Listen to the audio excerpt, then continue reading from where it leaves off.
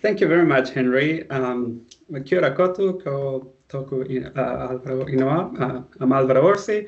I'm the data science lead at the Institute of Environmental Science and Research, otherwise known as ESR. ESR is a Crown Research Institute here in New Zealand, and we are tasked with the mission to deliver scientific solutions to protect and enhance the well-being of our communities in New Zealand. So what I'll be showing you today is essentially what we've done in the space of digital twins, hopefully to trigger some thoughts about applications, opportunities, areas of research, etc. So let me move to the next slide. First, I want to acknowledge that this is, this is our team's baby. Essentially, it's the result of a team of data scientists, machine learning engineers, and data engineers as well that have put together, all their effort. It's an excellent team that I've had the pleasure to work with over the past couple of years. So let me start by just introducing straight ahead what we've done. So we have a concept for our digital twin, which essentially is to integrate a simulation environment in a 3D geospatial user interface. The idea is to allow to discover hidden interactions in complex systems, simulate what-if type of scenarios, and doing this by leveraging various AI predictive modeling techniques. The idea is that the user would be able to perform self-directed exploration of insights, and by end user, this could be a researcher, could be an industry player, could be a policymaker, or even community members.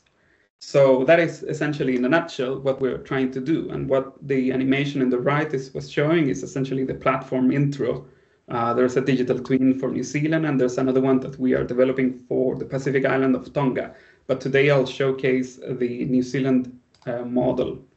So at the backbone of our platform is the generation of a synthetic population. So this is essentially a large model that is aggregating data from over 30 different census and other surveys that come from multiple government agencies, and that's just just an idea of how many of these agencies are involved in this.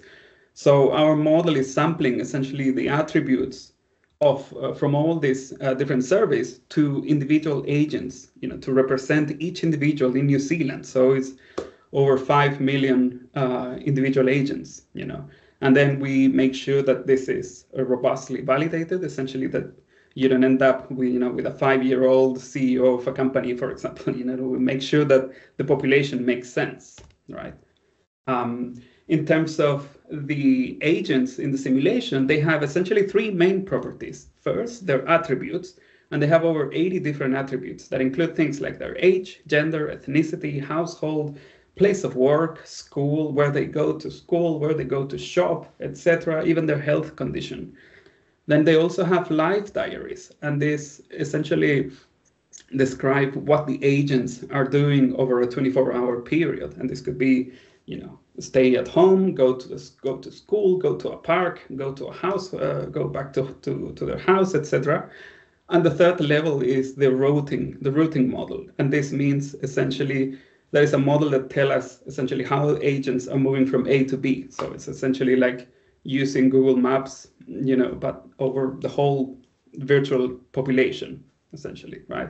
And what that animation there is showing is another visual of our digital twin platform over the city of Wellington in New Zealand, and it's focusing on a specific suburb and showing how, certain locations, like a supermarket or a company, they might be showing the number of agents, that are actually staying there at any given time, So this animation is showing the over 400 different agents that are coming to work at Wellington, the city center of Wellington City, in the morning, and you see how they follow essentially the road network. So each one of those agents is one of those that I mentioned before that have all these properties. And then on top of this, the platform is also able to ingest aggregated data sets. So not only granular or individual data sets, but also aggregated ones, such as regional weather factors or the number of regional hospitalizations, etc.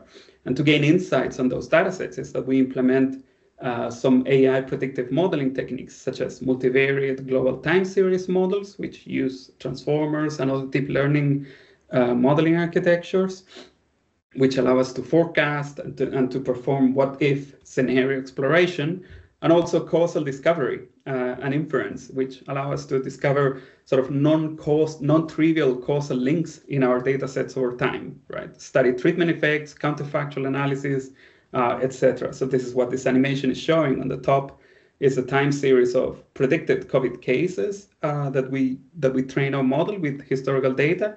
And in the bottom is just all the different causal links across all these data sets. Another important part is that we have implemented Gen AI tool on top of our platform just to enhance our ability to deliver insights to the user. So here we are running a version of Llama 3, which was fine-tuned with our own data using LoRa. And this chatbot is also integrated with the platform itself. So it's not just the LLM in the backend, but also allows you to navigate and to answer simple queries or even ask for what's the weather forecast. In this example, the chatbot, the prompt is about asking what our organization ESR is doing in the Porirua Harbor, which is a city north of Wellington. And you see that you get the reply. And in the meantime, the user here is continuing to explore the synthetic population and on all the different properties of the agents. So I'll just move quickly. On top of that, we also use Llama Index tools to implement a data interrogation capability, which is embedded in our synthetic population dataset. And this allows us to transform plain English data analysis queries into pieces of Python code that are then executed in the background over the datasets of the platform itself. So then you can ask, questions, data analysis questions with plain English instructions, and get all these extra insights, without having to go through the data analysis hassle, right? So I'm just gonna, let's show you there for a second. You can ask what is the average age for the Maori ethnicity in this particular simulation, and it will give you an age. It can even do plots. Like, can you plot the percentage of ethnicity in a pie chart, and then you get the answer straight away. It's incredibly efficient as well. And then one last capability that I wanted to highlight, which is actually central to our platform, is the implementation of a large population modeling technique. So this is essentially an AI-powered agent-based model that is able to track the interactions across agents to compute things like disease spread. So because we have this synthetic population and we know where the agents are moving towards, if one of them is infected, then you can track, what is the likelihood of others getting infected when they meet up at the supermarket, for example, or in school if it's a child, right? So here, for demonstration purposes, I'm showing you an artificial zombie outbreak, which starts in a city north of Wellington, and you see how it quickly spreads over the rest of the city and towards other cities as well. And the powerful thing here is that we have such level of granularity in our datasets that we can study things, even the specific locations of where the agents are getting infected.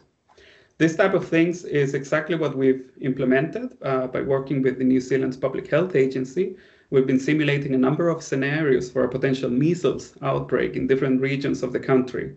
So there's a lot of information in these plots, but the bottom line is that these simulations include information about the number of cases and the impact of different public health response scenarios, which we can easily simulate with this platform.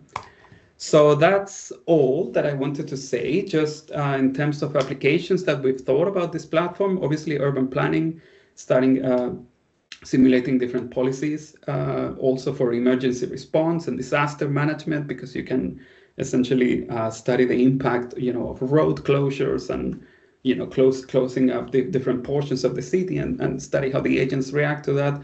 Public health interventions is what I showed, but also business resilience to economic shocks. Climate change resilience is something that we are studying in the Pacific Islands, and also supply chain modeling. So I'm going to leave it here and if you're interested in discussing other applications of our platform or helping us seek funding opportunities, which is something that we're constantly doing, just feel free to reach out. We are working towards releasing a first demo of what I've just shown you. So yeah, let's stay in touch. Thank you very much.